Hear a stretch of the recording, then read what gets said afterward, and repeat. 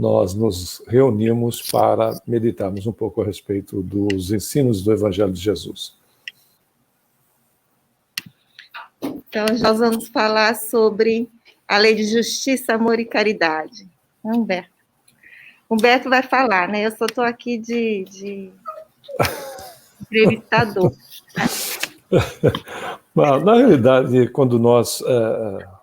o próprio tema, né? Quando nós refletimos sobre o próprio tema, lei de justiça, amor e caridade, é óbvio que nós vamos nos remeter a Jesus, que era a materialização, ele continua sendo, mas em relação à questão do período em que ele se encontrou entre nós, era a materialização do justo, ou seja, da justiça, do amor, né, para com todas as criaturas, para toda a criação, e, obviamente, em relação à questão da caridade, que é o amor em ação. Quando o sentimento, ele é colocado em ação, seja por pensamentos, palavras e atos, né?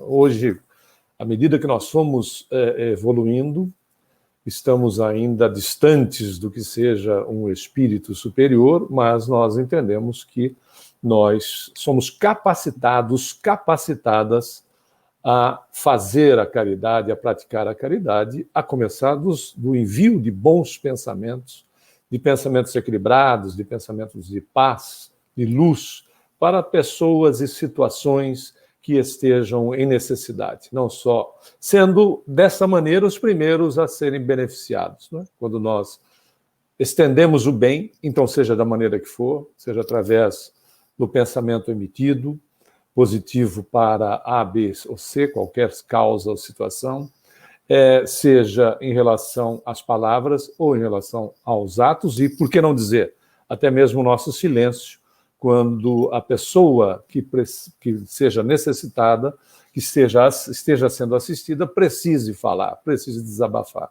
Nós, em qualquer uma dessas situações, desses pontos, nós somos os primeiros a sermos os beneficiados, porque o emissor, né, do bem é aquele que se posiciona para exercitar a caridade. Por isso que é interessante notar que há uma junção, né? Kardec, inteligentemente, no Livro dos Espíritos, faz uma junção em relação a esses três aspectos importantes na questão da evolução do espírito. Por isso que a gente lembrou Jesus, né? Que é exatamente a síntese de todos estes pontos nele mesmo. E interessante, não é, que nos remetendo ao Espiritismo, quando nós vemos a condição do Consolador prometido, o cristianismo redivivo, que nada mais é do que a doutrina espírita, recordamos-nos de uma frase sempre muito simples, mas muito objetiva para as nossas reflexões, de Chico Xavier, que certo dia disse que espiritismo era Jesus de novo no meio do povo, Jesus de novo no meio em nossos corações. E é uma realidade, né? Porque é Jesus, como se falava tanto, né, da volta de Jesus, é o retorno do Cristo, dos seus ensinamentos puros, dos seus ensinamentos simples, objetivos e, ao mesmo tempo, extremamente profundos, porque eles o são, e à medida que nós vamos evoluindo, nós vamos tendo condição de penetrar com maior profundidade nos ensinamentos dele. Então é Jesus de novo, de fato, nesse retorno no meio do povo, significa no meio das criaturas que nós, sedentos de amor, sedentos de justiça, necessitando da caridade, na aplicação dela, mas também, por vezes, tendo a necessidade de sermos aqueles que recepcionam, né? Entendemos esta condição desse Jesus novamente conosco, deste retorno abençoado do Cristo, através dos espíritos, né, que são os seus intermediários, tanto eles encarnados como os desencarnados, né? Não é só o aspecto, porque muitos espíritos reencarnam, né, como nós, todos nós, com as nossas nas nossas responsabilidades, as nossas tarefas, as nossas missões dentro do momento que nós nos encontramos, para sermos beneficiados e sermos também aqueles que são beneficiadores, né? Até porque, vale lembrar, Emmanuel, Deus auxilia as criaturas através das criaturas, sejam elas encarnadas ou desencarnadas.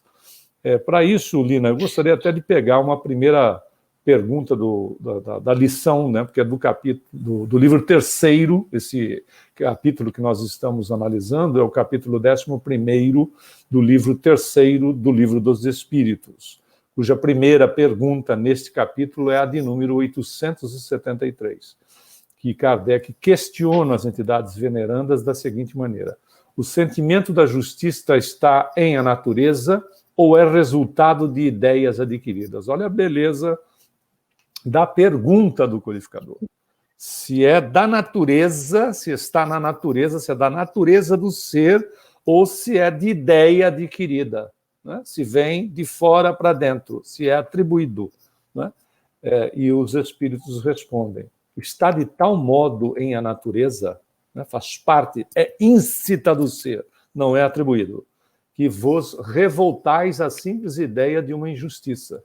Claro, na condição de que, à medida da nossa conscientização em relação a este ponto, é importante lembrar, à medida que nós vamos nos conscientizando, né, aquilo que poderia ser justo pela ignorância do ser passa a ser visto de uma maneira mais crítica, passa a ser analisado, né, sob a ótica da condição nova desta conscientização, e nós falamos aí da conscientização baseada no Evangelho do Cristo, né? Ama a Deus sobre todas as coisas, ao próximo como a si mesmo, né? Esta é a lei e os profetas, segundo Jesus. Então, amplia-se a capacidade do indivíduo, né, do espírito, esteja ele na condição que estiver, para que estes aspectos que poderiam ser tratados, ou ser de fato uma injustiça, passem a ser vistos de uma maneira diferenciada. E ele diz assim: é fora de dúvida que o progresso moral desenvolve esse sentimento. Olha que beleza para todos nós. Ele é um sentimento que necessita de prática, necessita de exercício para seu desenvolvimento, como todas as demais potencialidades do espírito. Isso é uma maravilha em nós mesmos, faz parte, está em nós, né? Não somos oriundos de Deus. Então, todas as potencialidades de natureza divina estão em nós, claro, para desenvolvimento, para o exercício delas. E ele diz, então, é fora de dúvida que o progresso moral desenvolve esse sentimento, mas não o dá. É a questão. Isso é maravilhoso, né, Humberto? Por isso que, cada vez que a gente se aprofunda no estudo da doutrina, eu acho que a gente vai percebendo quão consoladora ela é, porque ela permite que, quando ele fala que as coisas já estão em nós, mas que o exercício e o progresso moral é que vão desenvolvê-las, ele nos dá a chance, ele coloca nas nossas mãos esse poder, né, que cabe a cada um de nós, e cada um de nós podemos fazer e devemos fazer, mas assim, não exige, ela não fala assim, em X anos de tempo, ou você tem que fazer isso, isso e isso. Não, na sua evolução natural, vai chegar um momento que isso vai brotar, desabrochar em você, né? E como você falou no começo, acho que essa coisa de ser o que faz o bem, ser o primeiro a receber, eu acho que quando nós somos muito imaturos, é difícil de a gente perceber quando isso volta para nós, quando esse bem que nós fazemos volta para nós. Então, a gente passa uma fase assim, meio egoísta, meio infantil, querendo tudo para a gente, né? E o prazer fica meio confuso, porque o prazer é aquilo que você tem, quando você tem, do jeito que você quer, da forma que você quer, no momento que você quer. Mas quando a gente começa a fazer as coisas pelo outro e começa a receber, e isso às vezes leva algumas encarnações, não é mesmo? Porque a gente precisa desse tempo para... Aí, quando as coisas começam a voltar, que a gente começa a perceber esse retorno, que é muito melhor do que aquele que a gente tinha enquanto fazia tudo sozinho, queria tudo só para a gente, é que eu acho que começa a beleza, né? E quando a gente tem essa consciência e começa a ver, nossa, tudo aquilo que eu fiz, eu vou ter que consertar, começa a ter um pouquinho de progresso moral, vem esse consolo, né, que conforme você vai fazendo, as coisas vão melhorando, você é o primeiro a receber essa coisa de volta, e acho que isso na doutrina consola as dores que nós estamos passando, né? Porque as dores são iguais para todo mundo. Exato. Muito bem observado por você, Lina. Essas suas colocações importantes, porque bate no ponto do que a doutrina é, de fato, como você acaba de dizer, transformadora, no sentido de que ela vai gradativamente, e quando falamos doutrina, falamos o Evangelho de Jesus, né? Na sua essência, redivivo, evidentemente, né? Ele vai na sua... Nós podemos, então, utilizar o próprio Evangelho em si, né? E colocamos doutrina, mas esse é o ponto. Vai gradativamente transformando, e por isso que, às vezes, eu até prefiro, viu, Lina, a questão de transformação interior do que reforma. Já explicamos isso em outras oportunidades, em outras palestras, né? Mas só repetindo, pode ser que alguns dos nossos amigos e amigas que nos acompanham não estivesse presente, poderia não estar presente. A reforma, você retira aquilo, via de regra, que é velho e coloca novo. Mas em matéria de espírito, aquilo que nos trouxe até aqui não dá para jogar fora, tem que ser transformado, né? Se eu sou uma criatura que tem o uso do verbo para ser maledicente, eu não vou precisar ficar mudo, né? Este é o ponto transformador.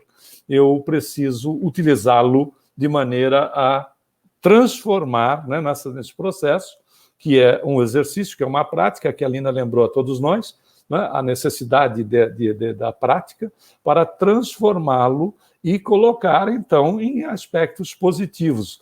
Por isso que ela é uma doutrina transformadora. Ela vai, inclusive, em relação ao bem que a Lina citou para todos nós, ela vai fazendo transformações de compreensão sobre o processo em si.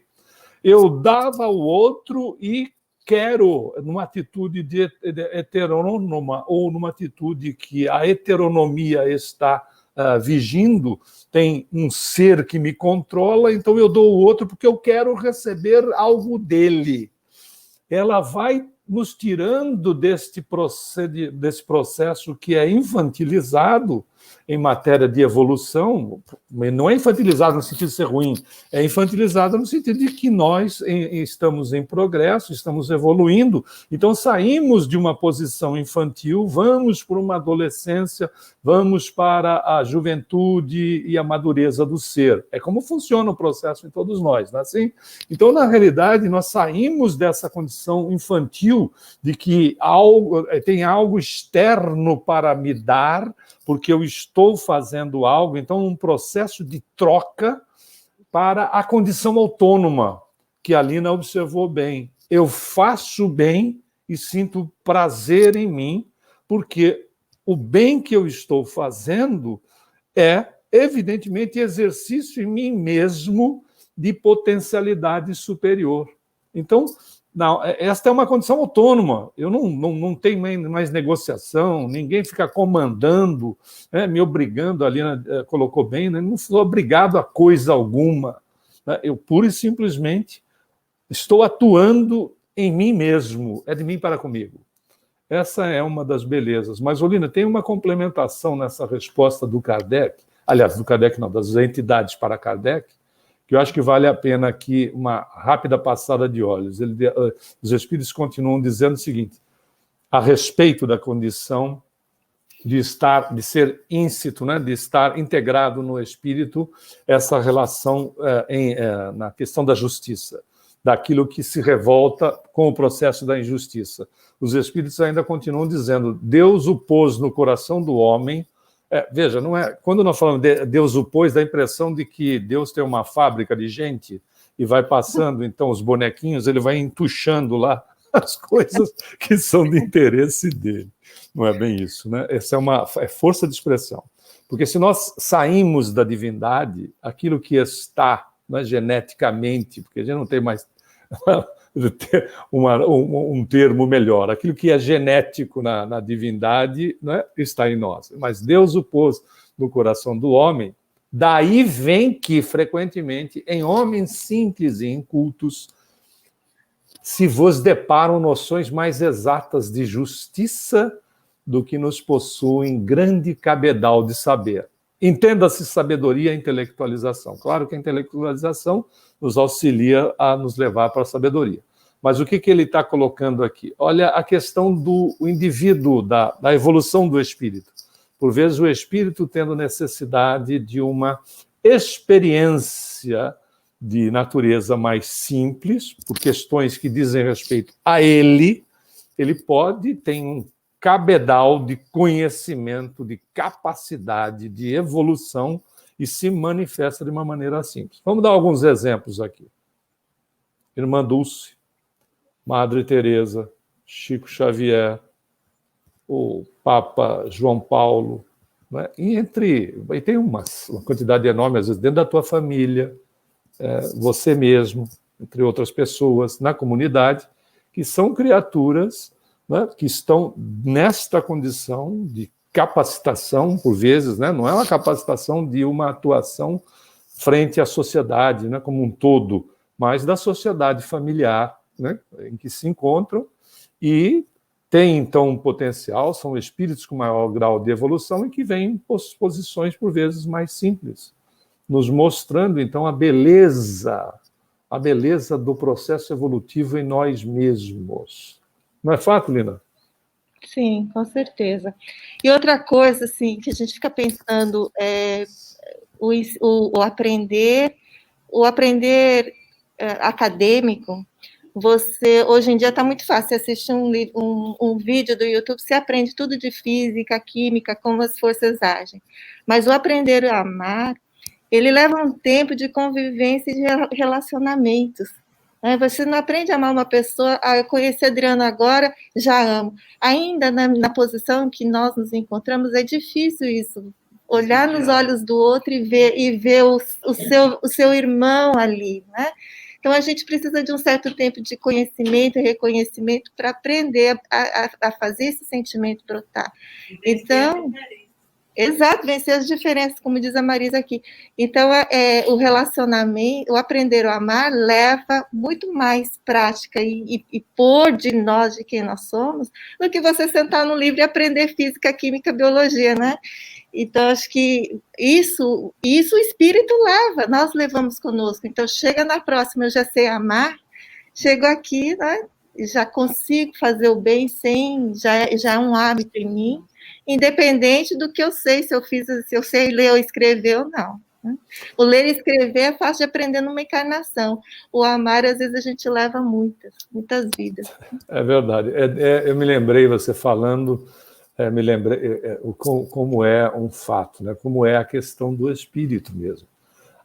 Eu me lembrei de um garoto americano, muita gente já deve ter visto, acho que transformaram até essa situação numa mensagem em YouTube ou mensagem por escrito. Eu tive a oportunidade de ver por escrito numa matéria, numa revista, um garoto americano de 4 para 5 anos de idade, quando morreu o cachorro da família, então, ou seja, ele nasceu, o cachorro já estava com a família, e quando ele completou por volta de, acho que 5 anos, o cachorro já tinha uma certa idade, o cachorro desencarnou, não é, no nosso linguajar. E aí foi aquela situação, aquela comoção na família, né? Porque aquele ser querido, etc., né? Nós pegamos, a gente vai dizer, pega amor pelo animal. A gente não pega, né? Nós exercitamos o amor, como você falou, né? Nós exercitamos o amor, nós praticamos o amor também com aquela criaturinha de Deus, né? Como nós, às vezes, nós podemos ter amigos e amigas que estão nos acompanhando, não é, Lina? Senão eu não sei você, da sua predileção, mas tem gente que tem essa relação com as plantas, né? O que é um ser vivo. Enfim, no acontecimento, o garoto do nada, né, como se fosse do nada, veja como é questão de espírito mesmo, ele diz assim, os cães, claro que não nesse linguajar adulto, né, dentro do linguajar de uma criança de 5 anos de idade, mas com um aspecto da expressão do espírito na criança, né? do espírito ligado naquele instante, porventura, pode ser a expressão da personalidade anterior, porque ele ainda está em fase de reencarnação, conforme nós sabemos pelo André Luiz, né? Ele está ainda reencarnando para se completar mais ou menos aos 7 anos o processo reencarnatório, então o acesso na personalidade anterior não é tão complicado assim, né? Mamães e papais pelo mundo se surpreendem, não é? Com perguntas e colocações, por vezes, de um adulto numa criança de 4, 5 anos.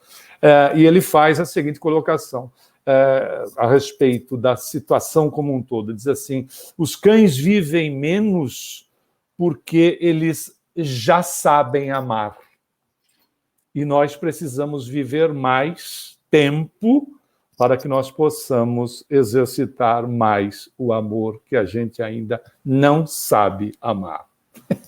De uma criança de 5 anos de idade, faz essa relação, né, do cão, que é do acontecimento, usando a figura do cão, e a questão da longevidade. Olha como Deus é bom, né? Não dá só 18 anos de vida para nós hoje em dia. Nós já podemos aí chegarmos a sermos centenários, etc.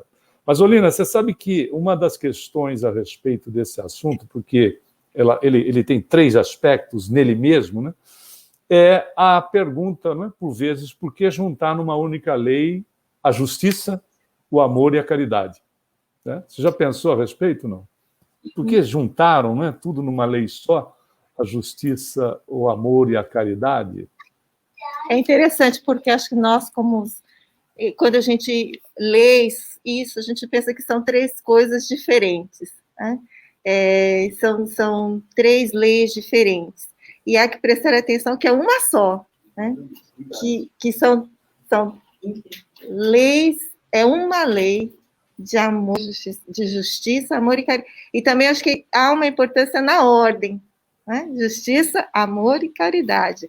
Eu acho que são coisas que para a gente pensar realmente por que Kardec, com toda a sua pedagogia, usou isso, né? Usou desse artifício, e também a resposta que os espíritos deram. Né? O interessante é que ainda a gente registrou aqui umas outras perguntas para essas nossas reflexões, né? Essa era a primeira, porque juntar numa única lei a justiça, o amor e a caridade, a outra seria o que significa ser justo e caridoso, e qual a relação entre, né, justiça, amor e caridade. Olina, se você permitir, eu trouxe a título de ilustração, para ficar um pouco mais didático, um exercício, né? Uma passagem poderia acontecer com qualquer um de nós, né? Nós, brasileiros, somos mais acostumados a essa questão de ir em padaria, né? Mas nós temos aqui nos Estados Unidos, nós temos essa estrutura em vários mercados, né? Que você tem, na realidade, uma padaria dentro do mercado.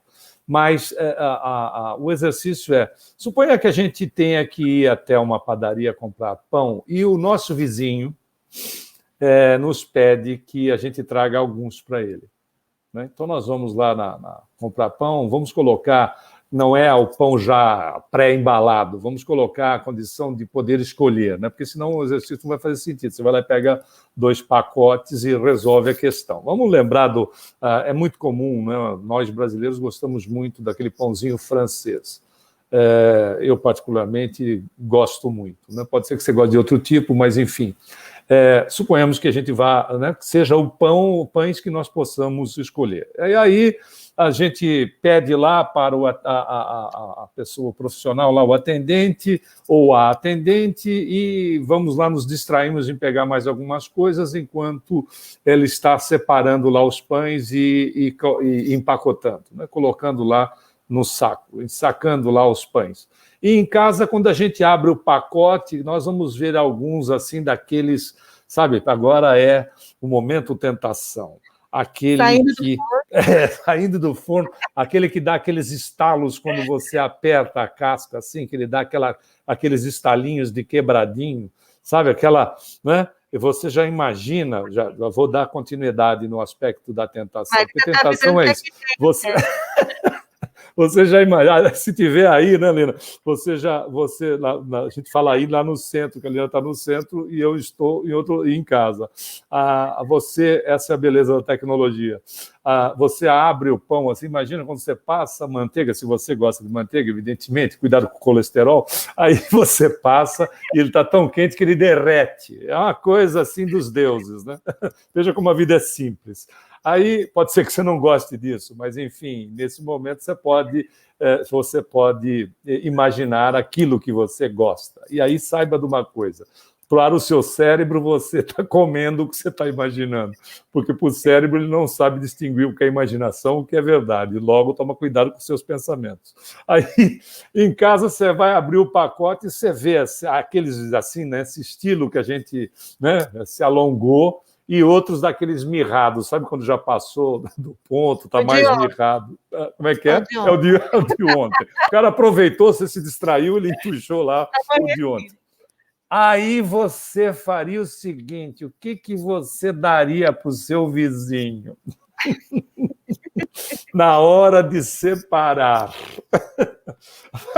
Se você, Olina, vamos dar umas definições aqui em relação a esses três aspectos: amor, justiça, a justiça, amor e caridade, mas vamos começar pelo amor. Lembre-se, para a história do pão, não divide ainda, sem saber esses detalhes, né? Não divide o pão ainda, porque a gente pode exagerar na mão. O amor tem como definição, é uma delas, né? Não é fecha-ponto aqui, né? É a totalidade dos sentimentos e desejos que estruturam o pensamento para a liberação de energia e de forças que guiam a ação na produção do bem e possibilitam a aquisição de qualidades constituintes no crescimento do espírito. Isso é uma das definições do amor. De justiça, né? Não precisa ficar exatamente na hora. Você lembra que a Lina falou? A coisa, né? Uma está ligada à outra e tudo está dentro do mesmo pacote. De justiça, sentido amplo, onde tem um sentido amplo, ordem e harmonia total do homem no mundo. Um sentido mais restrito, conceder o direito a si próprio e aos outros, segundo a igualdade. E o sentido moral, respeito que há em cada um de nós, em dar a cada um o que lhe pertence. E, finalmente, a questão da caridade, né? Que não é final, porque ela está também atrelada aos outros dois pontos. Amor em ação. Coração no teu gesto, vai muito além da justiça. E aí, Lina, quais os pães que nós poderíamos dar para o vizinho? Tem 12. 12. 6 estão daquele jeito, assim, né?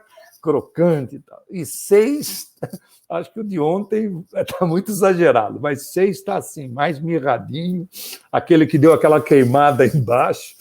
O vizinho também não é nenhuma não é nenhuma oitava maravilha do mundo. Não é verdade? Então, que pão que a gente ia dar para o vizinho.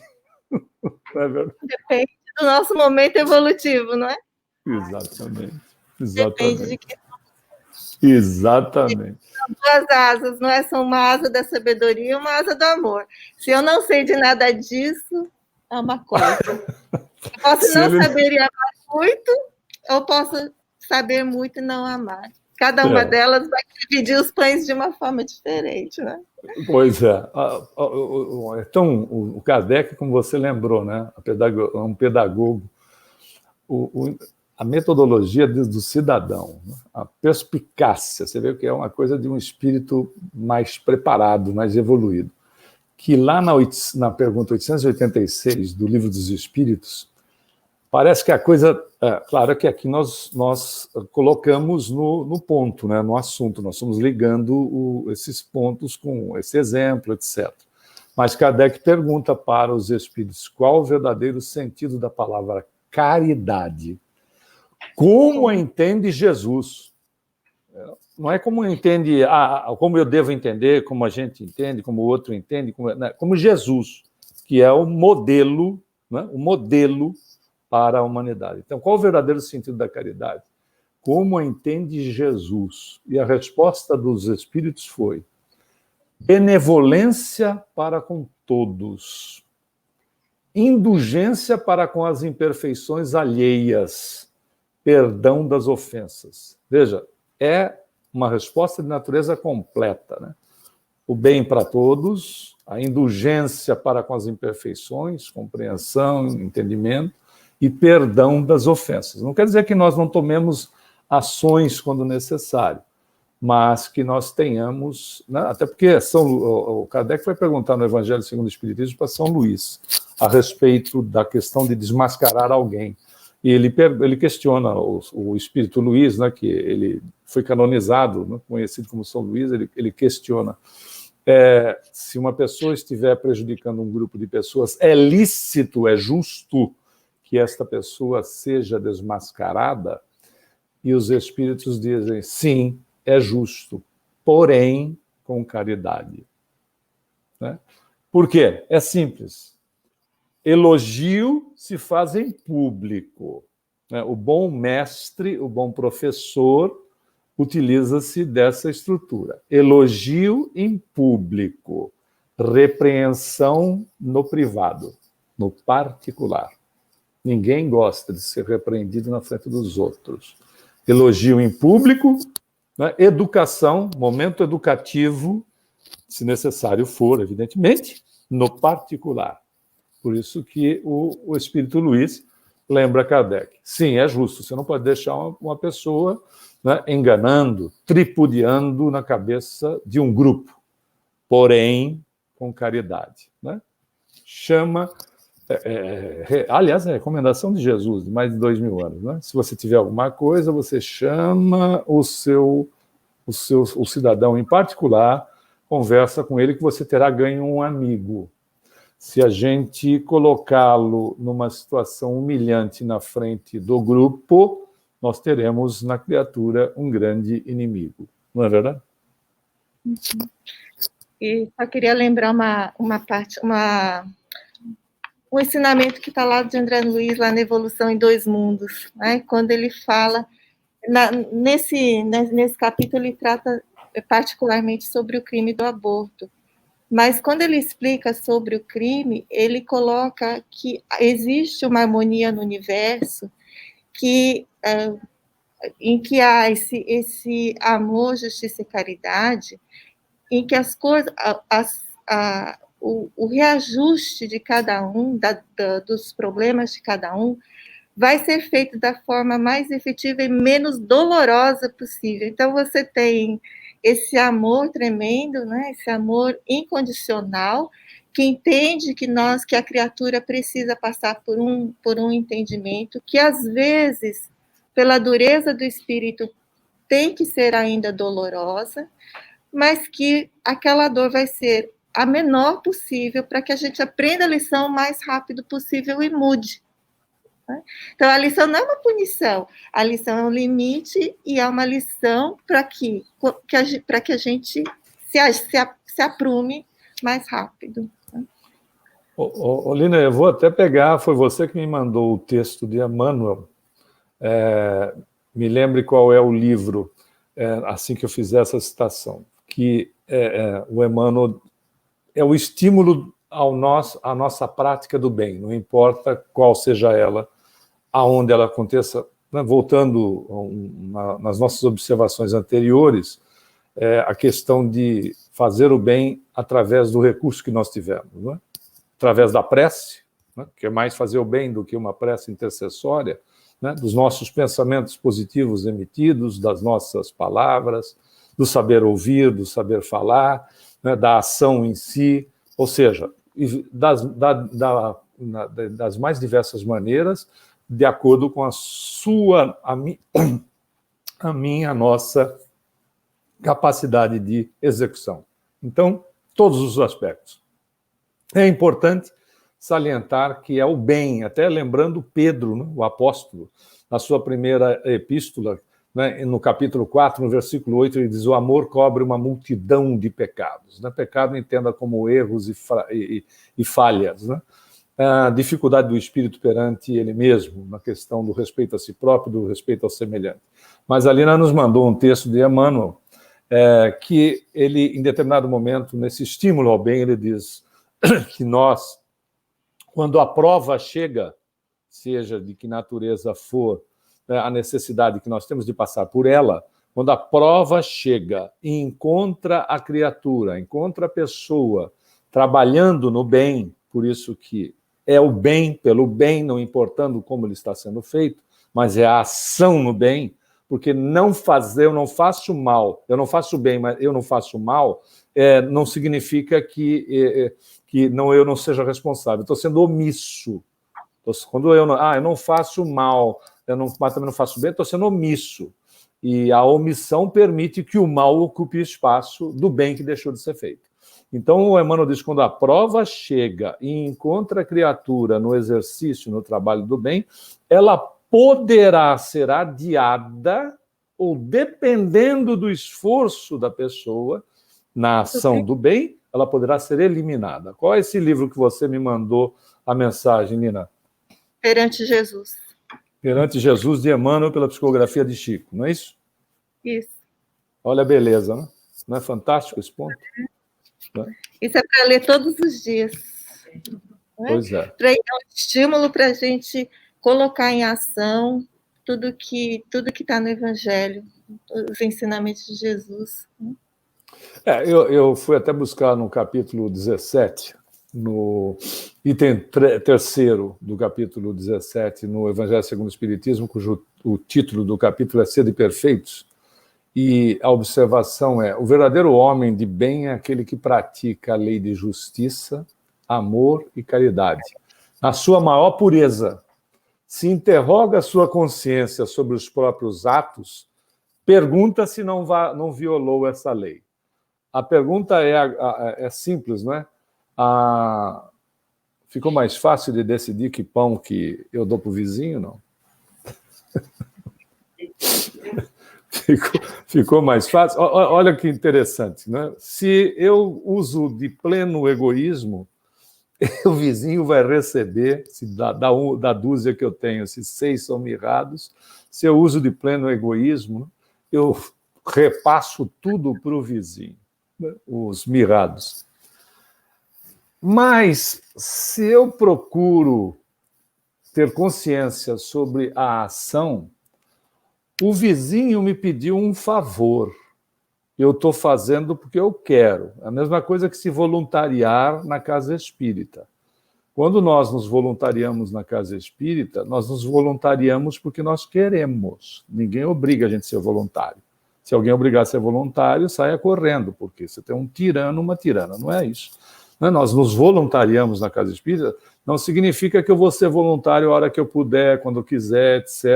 Então eu vou um dia, não vou eu vou num horário, não vou no dia seguinte, ou uma semana depois, eu não vou no mesmo horário, ou eu vou uma vez, não vou mais.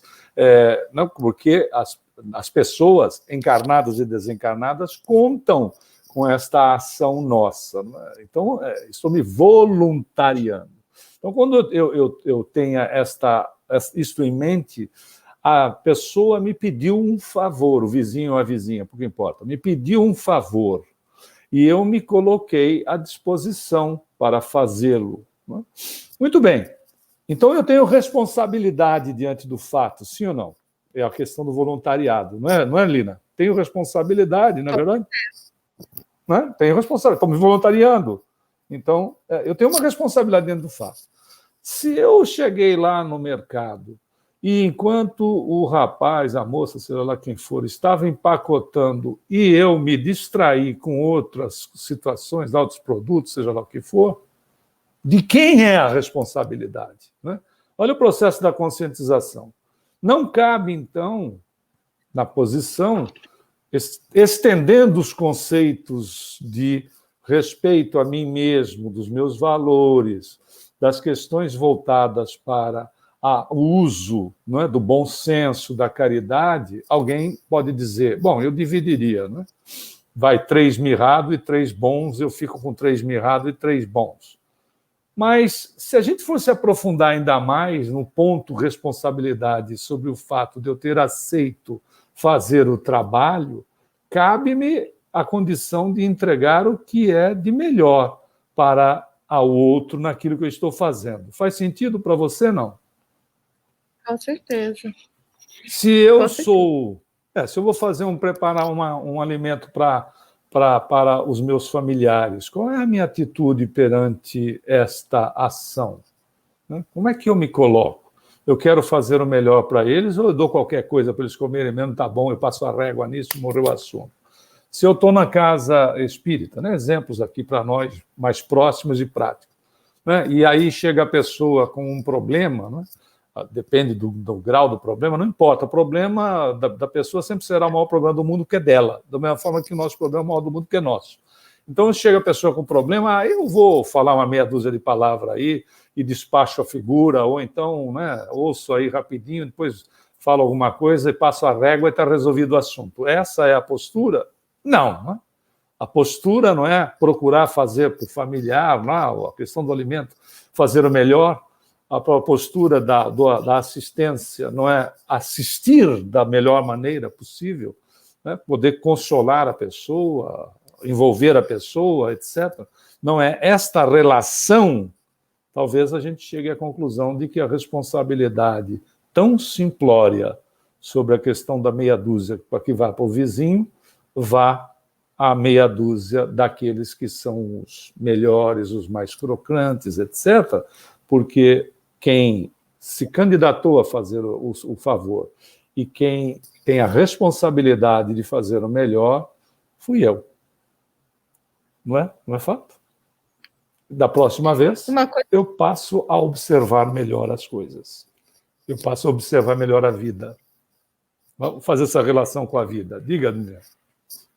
Uma coisa que eu acho muito interessante é que nós vivemos aqui no mundo físico e pensamos que essa aqui é a nossa vida real. Então, nós vivemos nessa ilusão, achando que os pães, né, os pães vão durar a eternidade, enquanto que a vida real é a do espírito. E o que o espírito quer? Ele quer evoluir o mais rápido possível. Só que a gente chega aqui e fica mais preocupado com o café da manhã do que com a própria evolução, né? A gente confunde um pouco as coisas. E ser trazido para essa consciência todos os momentos porque são lições assim, a gente pega um domingo, a gente escuta, aí a gente volta no próximo domingo, durante a semana a gente esqueceu. Durante a semana a gente já está brigando em casa pelo bife maior.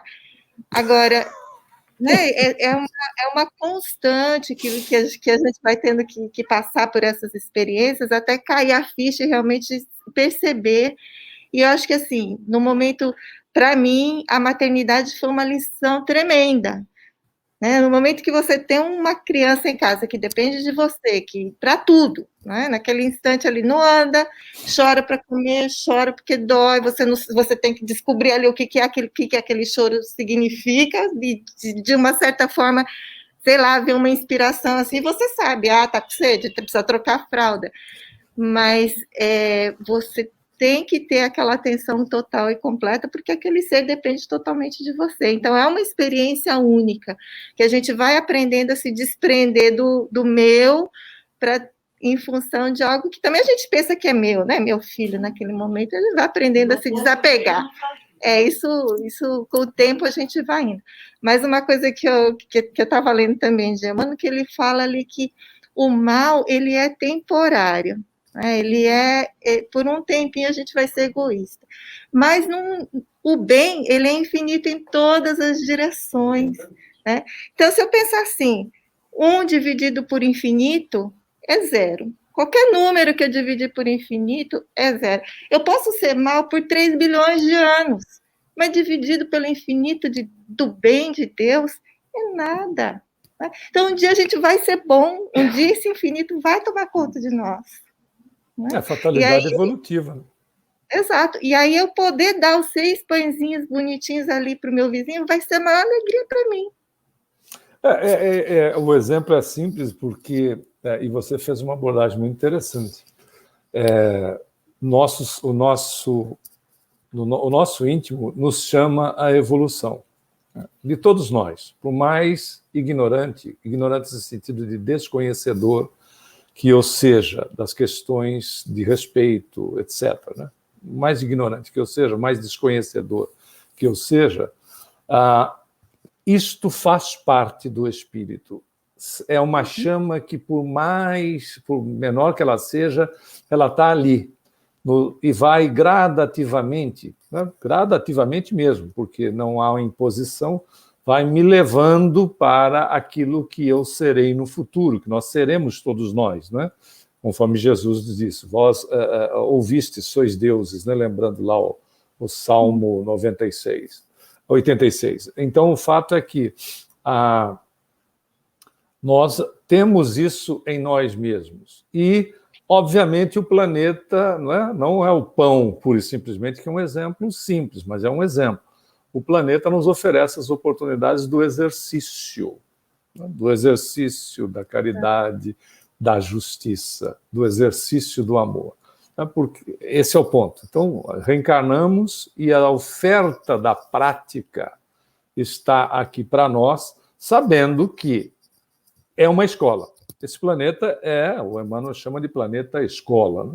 Ele é uma escola. Na escola você não fica a vida toda, né? Você pode fazer vários e vários cursos, mas tem uma realidade fora dela.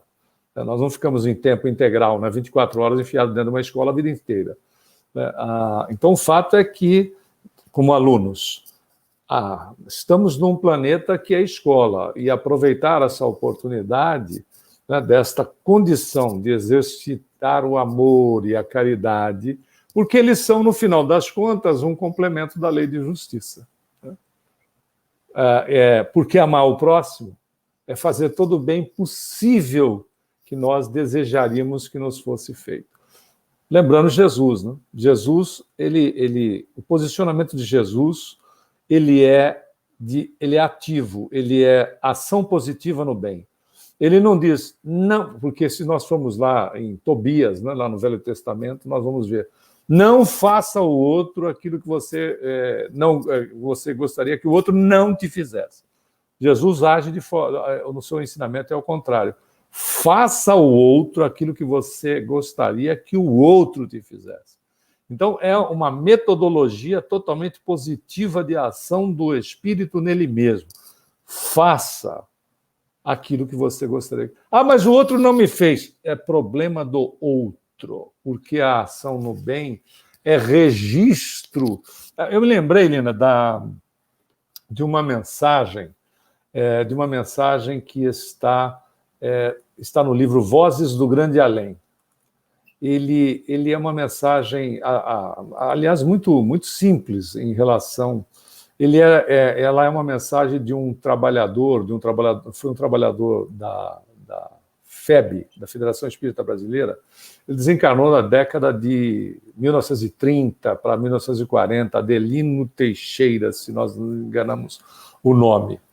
E ele fala a respeito das ações no bem. Ele diz que todos os dias nós somos capacitados a fazer uma ação no bem. Uma ação no bem. Ele não diz para a gente fazer um montão, ele diz assim, todos nós somos capacitados a fazer uma ação no bem. E é interessante notar, eu tenho o nome do livro, Vozes do Grande Além, e não é Adelino, é Albino Teixeira, o espírito, a psicografia do médium Francisco Cândido Xavier, são autores diversos, né? Espíritos diversos, vários espíritos. Ele diz assim, todos nós somos capacitados a fazer uma ação no bem. Aí ele vai dando exemplos, todos eles, um mais simples que o outro, de uma atitude, de uma palavra, etc., de uma ação. E ele chega ao ponto de dizer o seguinte, aquele objeto que você tire da calçada para alguém não tropeçar, aquele objeto que você possa tirar da pista, em segurança, evidentemente, para que um pneu de um carro não fure e não coloque em risco, às vezes, a família da própria pessoa, dependendo do que possa acontecer. Até nesse item, desses detalhes tão simples que ele vai, né? a nós tirarmos uma pedra, um pedaço de um galho, etc., que alguém possa se escorregar, é coisa simples. Ele diz, é uma ação no bem. Então, todos nós somos capacitados a fazer, nem que seja uma ação no bem. E ele diz, se nós fizermos uma ação no bem, quando nós fecharmos um ano, nós teremos 365 ações no bem. E com o passar do tempo, somente a contabilidade divina vai saber te colocar, aferir, né? Contabilizar o número de ações no bem que nós fizemos durante a nossa existência. Porque todos nós somos capacitados a ela. Então, vejamos que Jesus... Eu me lembrei, Lina, de uma frase de Chico, que eu acho muito significativa, ela também é muito conhecida praticamente de todo mundo. Diz assim, Jesus não nos pediu muito.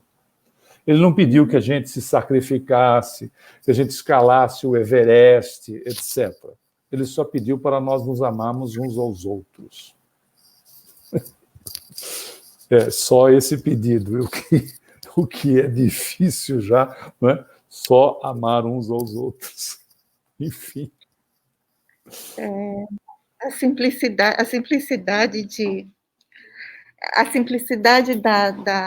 do Evangelho, e também isso também dificulta, eu acho, para a gente, porque a gente pensa assim, isso nem vai contar, para que eu vou perder meu tempo fazendo isso? A gente não percebe, muitas vezes, o quanto o chamado é pessoal.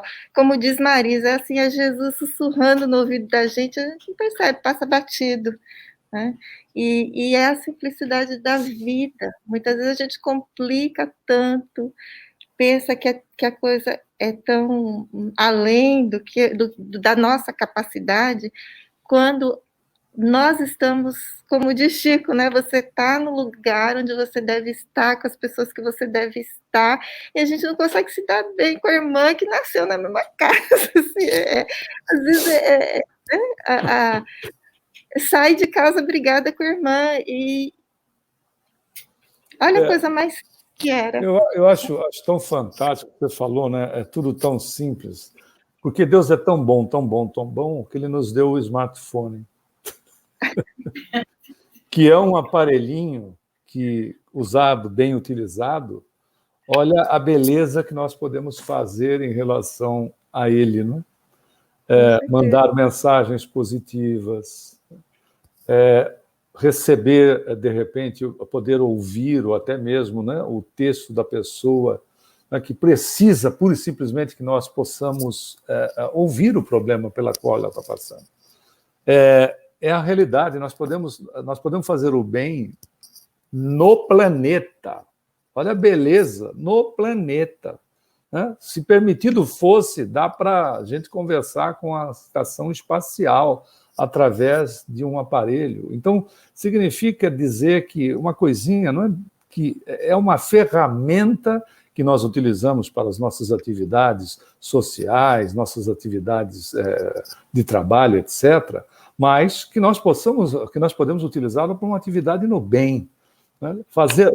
Lembrar o Albino Teixeira lá. O Albino Teixeira, quando desencarnou, não tinha recursos. Os recursos eram limitadíssimos, né? Para a época do Albino Teixeira, década de 1930 para 40, né? Limitadíssimos. Ele fala de você tirar um objeto da calçada para que alguém não tropece, um objeto da via para que um veículo não tenha um problema. Né? Nós temos uma ferramenta na mão que nós podemos estender pontos positivos para as pessoas, bom ânimo, etc. Seja falando, seja escrevendo, seja mandando uma mensagem que nós tenhamos recebido. Via de regra, coisa curta, viu, pessoal? Porque às vezes o cara manda uma Bíblia inteira e o sujeito não tem nem tempo de ficar lendo aquilo tudo. A gente tem que ter bom senso no que manda. E bom senso na utilização do equipamento também, não é? Para que nós não nos comprometamos aí em relação a riscos desnecessários a nós ou pessoas com as quais nós nos relacionamos. Tipo, por exemplo, teclar, né, durante o momento da direção, né, dirigindo. Os cuidar, ou então mesmo caminhando na rua, porque a quantidade de acidentes ocorridos, e às vezes muitos deles fatais, são significativos pelo uso do smartphone teclando no meio da rua ou fazendo leitura, caminhando, etc. Bom, o fato é que nós temos uma ferramenta de extensão do bem, né, de levar as questões, de valorizar os aspectos da justiça, do amor, e exercitar esse amor no sentido da caridade, onde nós nos encontrarmos, como estivermos. Porque se a nossa situação, por vezes, é delicada, lembremos-nos de que tem muita gente que ainda está em situação muito mais delicada e difícil do que a nossa mesmo. É por isso que você falou, o evangelho é simples, é objetivo.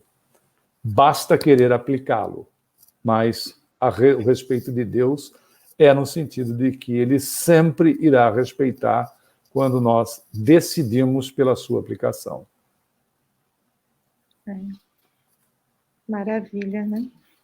Então, acho que é isso, entender que a justiça é fazer o que a gente gostaria que fizessem para a gente, com toda a benevolência, com toda a indulgência e perdão, porque nós também recebemos tanto disso o tempo todo, poder saber também deixar isso fluir de nós, sair de nós, e com toda a justiça, né? A liberdade, fraternidade, o senso de igualdade, acho que isso é todo um conjunto que forma essa lei aí, que a gente internalizando e transformando isso em atitudes, em ações no nosso dia a dia. Né? Perfeito.